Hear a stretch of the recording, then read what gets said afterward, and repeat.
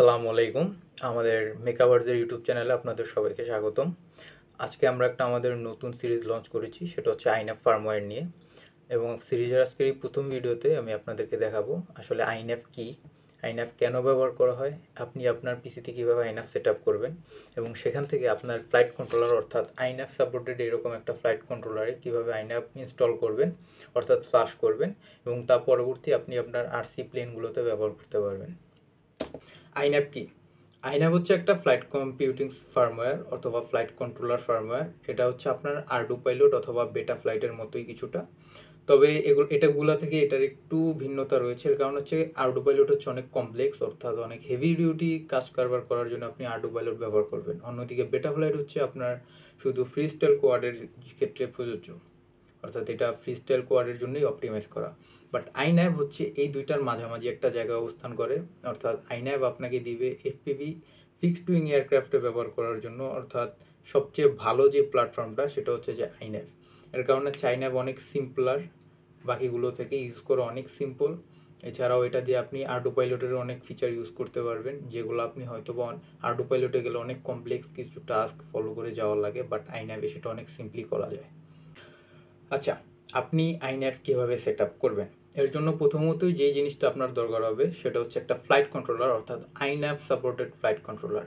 আমাদের দেশে খুব একটা এরকম আসে না, যদিও এখন এফপিভি ফ্রিস্টাইল কোয়াডের মানে এইভাবে এই প্ল্যাটফর্মটা একটু রাইজ হওয়ার কারণে দেখা যায় যে মানুষজন একটু ফ্লাইট কন্ট্রোলার সিস্টেম সম্পর্কে জানতেছে।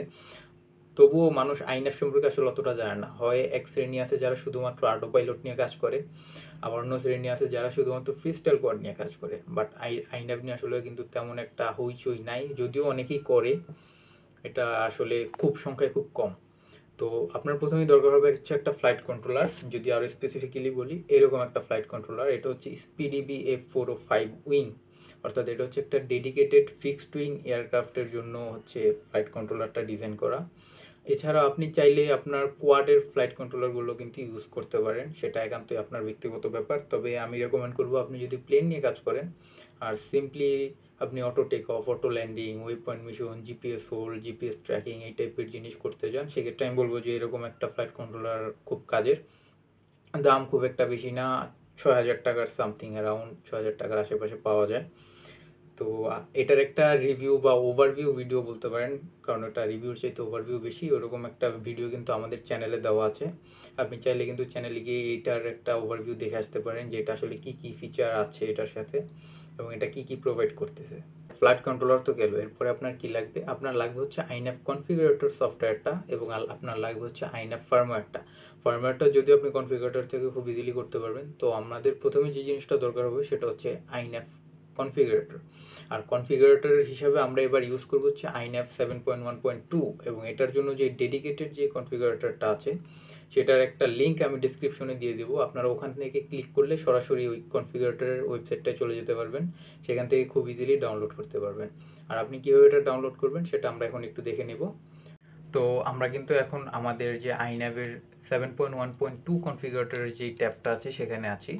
তো এখানে যদি আপনারা আমাদের ডেসক্রিপশনের নিচে দেওয়া যে লিঙ্কটা আছে সেটাতে যদি ক্লিক করেন আপনারা এই ওয়েবসাইটটাতে আসবেন, এই ট্যাবটাতে। তো এখানে আসলে আপনি দেখবেন যে এখানে দেওয়া আছে অ্যাসেটস, এই অ্যাসেটসের নিচে দেখবেন যে আইএনএফ কনফিগারেটর, লিনাক্স, তারপর হচ্ছে AMD 64 ডেবিয়ানের, এছাড়া লিনাক্স 64, ম্যাক ওএসের জন্য দেওয়া আছে। তো আমি যেহেতু উইন্ডোজটা ইউজ করতেছি, তো আমি এখান থেকে Win64 7.1.2 EXE অথবা জিপ যে কোনো দুইটা একটা নামালেই হবে। তো আমি জিপ EXE দিয়ে আগেই নামিয়ে রেখেছি। আপনারা জাস্ট এখান থেকে EXE-তে ক্লিক করে এটা ইনস্টল করবেন, রান করলে আপনার আইএনএফ কনফিগারেটরটা রান হবে। আচ্ছা দেখেন, আপনারা সফটওয়্যারটা ইনস্টল করলে কিছুটা এরকম আসবে, এখানে ঠিক যেভাবে দেওয়া আছে আপনারা এইভাবেই আসবে। দেখেন একদম রাইট সাইডে কোনায় দেওয়া আছে কানেক্ট, তার পাশে দেখেন এই পাশে কিন্তু দেওয়া আছে মিশন কন্ট্রোল, ফার্মওয়্যার ফ্লাশার, এসআইটিএল পূর্ণরূপ হচ্ছে software simulation in the loop, এরকম কিছু একটা, আমার খেয়াল নেই। বাট এখানে দেখুন উপরে বলতেছে নিউ ভার্সন অ্যাভেলেবেল। তো আমরা যেহেতু 7.1.2 নিয়ে কাজ করব, তো আমরা নিউ ভার্সন আপাতত যাব না। সো আমি জাস্ট সিম্পলি কানেক্ট করার জন্য এটা হচ্ছে আমার যে ফ্লাইট কন্ট্রোলারটা আছে এটার সাথে দেখেন একটা USB টাইপ সি এর এক্সটেন্ডার দেওয়া আছে, তো আমি এক্সটেন্ডারটা ব্যবহার করব। তো সিম্পল কানেকশন, এটা এখানে দিব। এবং এই যে ইউএসবি টাইপ বিটা আছে, এটা হচ্ছে এটা টাইপ বি নাকি জানি না আমি আসলে ভাই। তো এটা হচ্ছে আমি ওর কম্পিউটারে প্লাগ ইন করবো। তো প্লাগ ইন করলে দেখতে পাচ্ছেন যে সাউন্ড হচ্ছে এবং এটাতে কিন্তু পাওয়ার চলে আসছে এবং এটা বিপ করতেছে। এখন কিন্তু এটা সব ক্যালিব্রেটেড। তো আমরা এখন এখানে দেখেন উপরে লেখা আসছে COM3, এপাশে বার্থডে দেওয়া আছে। তো আমরা এটা হচ্ছে কানেক্টে দিব। দেখেন কানেক্টে দিলে কিন্তু আমার যেহেতু আগে থেকেই কনফিগার করা, এর জন্য দেখেন এটা কিন্তু আমার ফ্লাইট কন্ট্রোলারটা কিন্তু শো করতেছে, অর্থাৎ আমি যে ফ্লাইট কন্ট্রোলারটা মুভ করতেছি তার সাথে সাথেই কিন্তু এটা দেখা যাচ্ছে যে আমার এই যে ডিসপ্লের যে প্লেনটা আছে এটা কিন্তু মুভ করতেছে। আমি যদি দেখাই, এই যে দেখেন এভাবে কিন্তু ধরলে মুভ করে।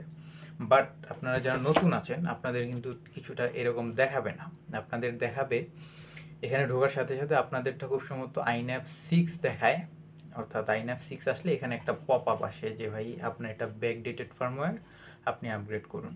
তো সেক্ষেত্রে আপনি সিম্পলি যেটা করবেন যে এই যে এখানে ডিসকানেক্ট আছে উপরে রাইট সাইডে, তো এটা আপনি ডিসকানেক্ট করবেন। এবং দেখেন আপনি যদি এইটা কিনেন, এই SPDBF405টা, তাহলে এটার সাথে দেখেন এখানে একটা ছোট্ট বাটন আছে, আপনি বাটনটা প্রেস করে ধরে কানেক্টে চাপ দিবেন। সরি কি বললাম, আপনি এই বাটনটা প্রেস করে ধরে আপনি এই ইউএসবিটা খোলা অবস্থায় আবার প্রেস ইন করবেন, অর্থাৎ আপনি এখান থেকে ডিসকানেক্ট করবেন, ডিসকানেক্ট করে এখান থেকে ইউএসবিটা খুলে ফেলবেন, পাওয়ার আউট। এরপর আপনি এই যে এটা হচ্ছে ডিএফইউ বাটন, এটা হচ্ছে আপনি প্রেস করে এটাই পুশ করবেন, ইন করবেন। যেহেতু আমার এটা অলরেডি ফার্মওয়্যারটা ইনস্টলড, সো আমি আর দেখাচ্ছি না, বাট এটা খুবই সিম্পল, ভয় পাওয়ার কোনো কারণ নেই। আপনি জাস্ট প্রথমবার হলে আপনি এই বাটনটা প্রেস করে ধরে ফার্মওয়্যার ফ্ল্যাশারে দিবেন। তো এখানে কানেক্ট করার পরে দেখেন যে এখানে আপনার দেখাবে কানেক্ট হয়েছে, কিছুটা আসতেছে এখানে। তো আপনি যেটা করবেন যে বাম সাইডে দেখেন যে এখানে মিশন কন্ট্রোল আছে ফার্মওয়্যার ফ্ল্যাশার, আপনি ফার্মওয়্যার ফ্ল্যাশারে যাবেন এবং এখান থেকে দেখেন টার্গেট। তো টার্গেটটা হচ্ছে আমাদের এই যে SPDBF405, আপনি এই লিস্টে গেলে এখান থেকে দেখতে পারবেন যে SPDBF405 উইংটা আছে। কোথায় কোথায় কোথায়, এই যে দেখেন, না এটা তো না, এই যে SPDBF405 উইং, ঠিক আছে, এখান থেকে আসবে। আপনি এখান থেকে এই যে দেখেন 7.1.2 এটা দিবেন, দিলে এখান থেকে হচ্ছে ফুল চিপ ইরেজ দিবেন, ফুল চিপ ইরেজ দিলে আর বড রেট যা আছে এগুলো আপনাদের কিছু করা লাগবে না, এটা অটোমেটিকলি যা করার করে নেবে। এরপর আপনি লোড ফার্মওয়্যার দিবেন, লোড ফার্মওয়্যার দেওয়ার পর এটা এখান থেকে লোড হবে, লোড হওয়ার পরে দেখবেন এই যে এখানে যে ফ্ল্যাশ ফার্মওয়্যারটা আছে, ফ্ল্যাশ ফার্মওয়্যারটা এটা নীল হয়ে আছে, আপনি জাস্ট তখন ফ্ল্যাশ ফার্মওয়্যার দিলে এটা 7.1.2-তে ফ্ল্যাশ হয়ে যাবে। এরপরে আপনি একবার জাস্ট খুলে আবার জাস্ট নর্মালি কোনো বাটন প্রেস করা লাগবে না, আপনি জাস্ট নর্মালি প্রেস ইন করবেন, তখন দেখবেন যে এটা এখানে কানেক্ট লেখা উঠছে এবং তখন আপনার এই ইন্টারফেসটা আসবে। তো এরপরে আসার পরে আপনার প্রথমত এই জিনিসটা এইভাবে থাকবে না, এখানে হচ্ছে আপনার সেট আপ মেনু। তো সেট আপ মেনুর এখানে আপনি এটা প্লেন না কি আকারে ইউজ করতে যাচ্ছেন সেটা জানতে চাইবে। তো আমি একটু দেখাই আপনাকে, এই যে দেখেন আমার রিসেটটা দিয়ে দিছি আমি।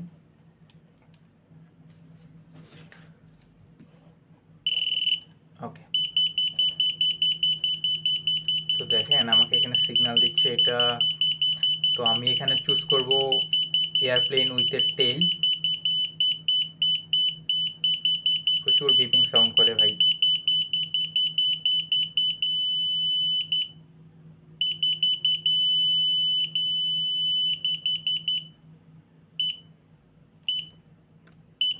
প্রচুর সাউন্ড করে।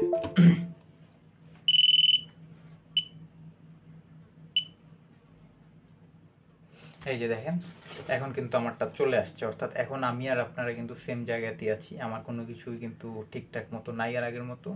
বাট দেন বিল যেই আমাদের যে আইওমিউটা আছে, অর্থাৎ ইনার্শিয়াল মেজারমেন্ট ইউনিটটা, সেটা কিন্তু কাজ করতেছে। দেখেন অ্যাক্সেলেরোমিটার, এই আইওমিউটা দুইটাই কিন্তু কাজ করতেছে। এই যে আমি মুভ করতেছি, এটা কিন্তু মুভ করতেছে।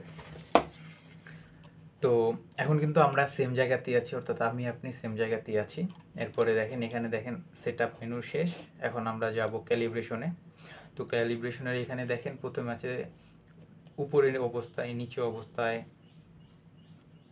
এরপরে হচ্ছে এক সাইডে অর্থাৎ রাইট সাইড, বাম সাইড, উপরের সাইড, নিচের সাইড, অর্থাৎ এটাকে এভাবে ধরে ক্যালিব্রেট করতে হবে, এভাবে ধরে ক্যালিব্রেট করতে হবে, এভাবে যদি দেখে এইভাবে, তারপর হচ্ছে এইভাবে, এইভাবে, এইভাবে, এবং সর্বশেষ। তো আমরা এখন আছি এই যে ফ্লাইট কন্ট্রোলার পজিশনটা শুরু করব। তো এটা হচ্ছে আমাদের প্রথম একদম উপরে নর্মালি যেভাবে আমরা ফ্লাইট কন্ট্রোলারটা রাখি সেই অবস্থায়। এটা হচ্ছে সামনের দিকে আমার, এটার ডান সাইড, এটা বাম সাইড, এটা পেছনের সাইড। ওকে, আমরা তো প্রথমবার এইভাবে দিব। এই যে অবস্থায় আছে আমাদের প্রথম অংশটা স্টেপ 1-এ আছে, তো আমরা ক্যালিব্রেট অ্যাক্সেলেরোমিটারে দেব। তো দেখেন আমার প্রথম অংশটা কিন্তু হয়ে গেছে। এরপর আমাদের বলছে স্টেপ 2, অর্থাৎ নিচের রাখা অবস্থায়। তো আমরা এটাকে এভাবে রাখবো, এই যে এইভাবে রেখে ক্যালিব্রেট অ্যাক্সেলেরোমিটার আবার প্রেস করলাম। এভাবে আমরা প্রত্যেকবারে করবো। তো এবারে দেখেন অ্যারো চিহ্নটা আমরা এইভাবে রাখবো, অর্থাৎ সামনের সাইডটা আমরা ডান সাইডে রাখবো। Step 3 done. এরপর আমরা এই অবস্থায় ধরবো, এরপরে বাঁ সাইডে,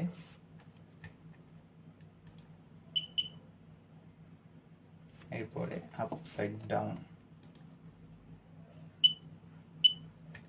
দেখেন accelerometer calibration finished, check if values have been saved. Okay, তো আমরা এটা চেক করবো কোথায়? আমরা এই যে সেটআপ মেনুতে আসলে এখান থেকে দেখতে পারবো। দেখেন আমরা যদি এখন স্ট্রেট ধরি, আমাদের মডেলটা কিন্তু একদম স্ট্রেট আছে। ঠিক আছে, আমরা যেভাবে ধরেছি সেভাবেই কিন্তু আছে। এছাড়া আপনার এটা যদি কোনো কারণে না হয় সেক্ষেত্রে আপনি কিন্তু আবার এসে ক্যালিব্রেশন প্রসেসটা, এই যে রিসেট ক্যালিব্রেশনটা আছে, এখান থেকে করতে পারবেন। তো আমরা জাস্ট সেভ অ্যান্ড রিবুট দিব যাতে জিনিসটা সেভ হয়ে থাকে।